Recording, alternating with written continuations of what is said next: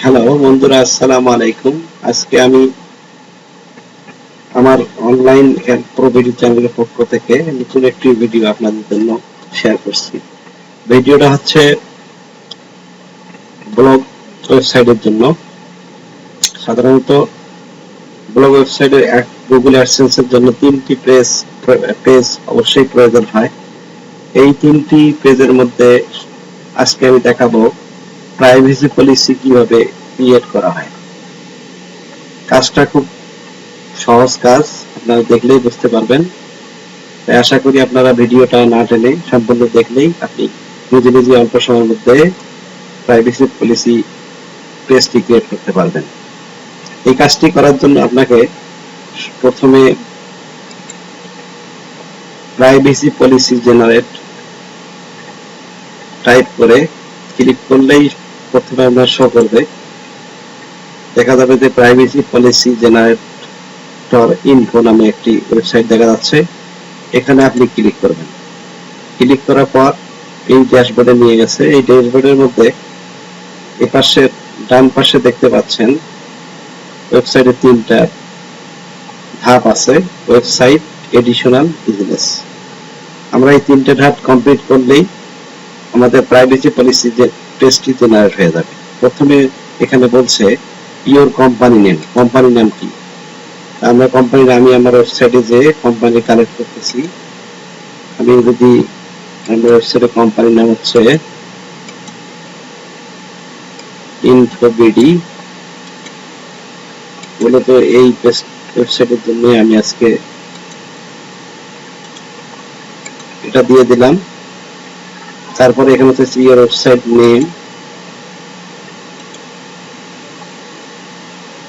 Name, আর ওয়েবসাইটের লিঙ্কটা এখানে নিয়ে আসবো।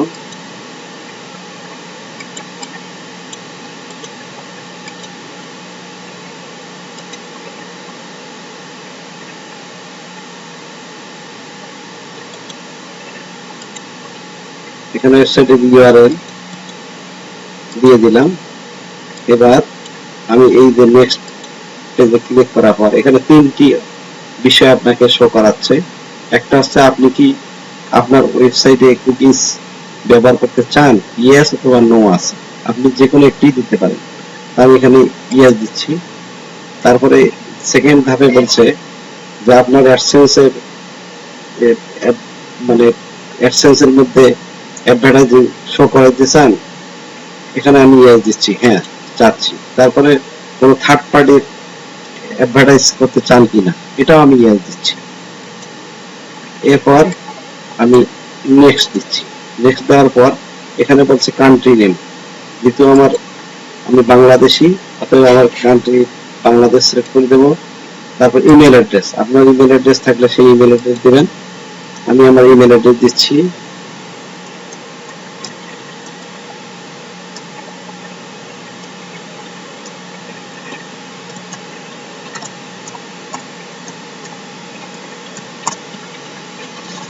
তারপর আমি জেনারেট মাই প্রাইভেসি পলিসি। এখন আমরা দেখতে পাবো আমাদের প্রাইভেসি পেজটি অলরেডি ক্রিয়েট হয়ে গেছে। এই যে দেখতে পাচ্ছেন privacy preview your privacy policy for my, এই আমার ওয়েবসাইটের জন্য ক্রিয়েট হয়ে গেছে। আপনারা এখানে এইচটিএমএল কোডটি কপি করে নিতে পারেন, অথবা এখান থেকে পুরো পেজটা পর্যায়ক্রমে কপি করে নিতে পারেন। এখানে টেক্সট কপি আছে, এখানে ক্লিক করলে কপি হয়ে যাবে। এখানে কপি হবে, তা আমি পুরো পেজটা এখানে কপি করে নিচ্ছি।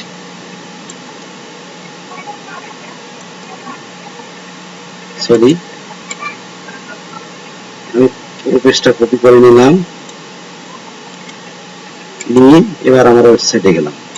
ওয়েবসাইটে যাওয়ার পর ওয়েবসাইটের ড্যাশবোর্ডে এখানে আমরা পেজ, নিউ পেজে ক্রিয়েট করে, নিউ পেজ সিলেক্ট করে নিউ পেজে ক্লিক করলাম।